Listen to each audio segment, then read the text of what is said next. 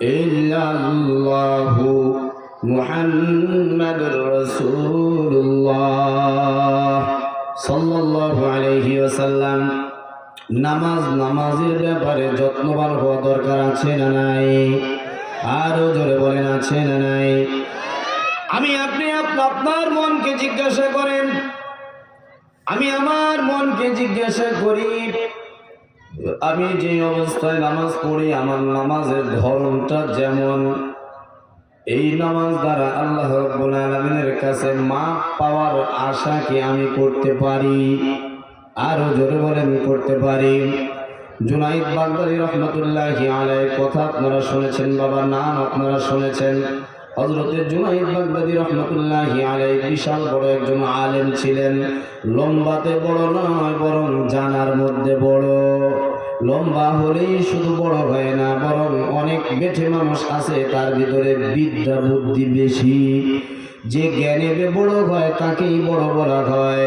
বয়সে বড় হলেই বড় বলা হয় না, বরং বিদ্যাতে যে বড় হয় তাকেই কেবল বড় বলা হয়।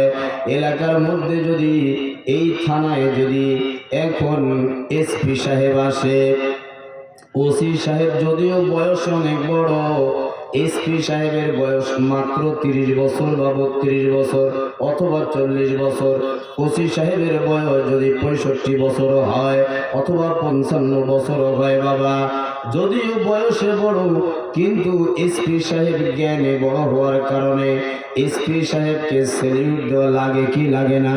এই জন্য জ্ঞানে যে বড় হয় তাকেই বড় বলা হয়।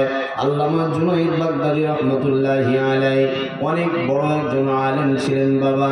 কোরআন হাদিসের জ্ঞান এত বেশি ওনার ভিতরে ছিল, এত বেশি ওনার ভিতরে ছিল। অনেক বড় একজন আলেম ছিলেন। নামাজ যখন দাঁড়াইতেন, কোন নামাজ তিনি জামাত ছাড়া আদায় করতেন না। আল্লাহর গোলাম একজন মুরিদকে নিয়ে সফরে রওনা দিয়েছে, বহুদূর পর্যন্ত গিয়েছে। যাইতে মরুভূমির পথ দেখে সামনে একটা জঙ্গল দেখা যায়। এইদিকে মাগরিবের আজান হয়ে যায়। আজান যখন হয়ে গেল, আল্লামা জুনাইদ বাগদাদী রহমাতুল্লাহি আলাইহি তিনি চিন্তায় পড়ে গেলেন, আল্লাহ জামাত ছাড়া আমি তো নামাজ আদায় করি না। আল্লাহ এই মরুভূমিতে আমি কোন লোক পাবো? জামাত হওয়ার জন্য নিম্নে 3 জন লোক লাগে। 3 জন লোক আমরা নাই, বরং আমরা 2 জন লোক আছি, আমি আছি আর আরেকজন আছে।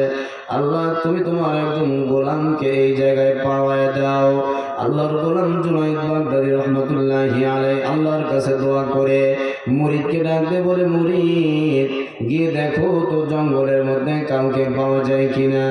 মুরিদ এবার জঙ্গলের মধ্যে দেখে একজন কাঠুরিয়া কাঠুরিয়াকে ডাকতে বলে, কাঠুরিয়া আজান হয়ে গিয়েছে, তুমি মুসলমান, নামাজ পড়ার জন্য একটু আসো। জুনাইদ বাগদাদী ডাকছে। কাঠুরিয়ার সঙ্গে সঙ্গে নিজের কাজ বাদ দিয়ে চলে আসছে জুনাইদ বাগদাদী রহমাতুল্লাহি আলাইহির কাছে। এসে বলে, হুজুর নামাজে দাঁড়ান। আল্লামা জুনাইদ বাগদাদী রহমাতুল্লাহি আলাইহি কাঠুরিয়ার মুখের দিকে তাকাইয়া দেখে চেহারার মধ্যে বড় নেককার ছাপ দেখা যায়। সুবহানাল্লাহ বলবেন না? অনেক সময় মানুষের চেহারা দেখে অনেক কিছু বোঝা যায়। আপনি যদি অত্যন্ত পেরেশানির মধ্যে থাকেন, দুঃখ দুর্দশার মধ্যে থাকেন, অত্যন্ত চিন্তিত অবস্থায় থাকেন, একেবারেই দুঃখ আর ভারাক্রান্ত হৃদয় নিয়ে যদি আপনি থাকেন, আপনার চেহারার ছাপ হবে একরকম। আপনি যদি আনন্দিত অবস্থায় থাকেন, আপনার মুখের ছাপ হবে আরেক রকম। জোরে বলেন, কথা ঠিক বললাম না রে? ঠিক বললাম। আল্লাহর এই জমিনের মধ্যে আল্লাহর ওলি জুনাইদ বাগদাদী রহমাতুল্লাহি আলাইহি কাঠুরিয়ার মুখের দিকে তাকাইয়া দেখে চেহারার মধ্যে নূর, আল্লাহর নূর ঝলক মারে। চেহারার মধ্যে বড় নেককার মুত্তাকি পরহেজগারের ছাপ ফুটে উঠেছে। এখন তো অনেক সময় চেহারা দেখলে আমরা বুঝতে পারি বাবা, গাঞ্জাখুর যারা আছে, ইয়াবাখুর যারা আছে, বাবাখুর যারা আছে, ফেন্সিডি খুর যারা আছে, ডালখুর যারা আছে, তাদের চেহারা একরকম, নামাজি যারা আছে তাদের চেহারা হয় ভিন্ন রকম। জোরে বলেন কথা ঠিক কিনা?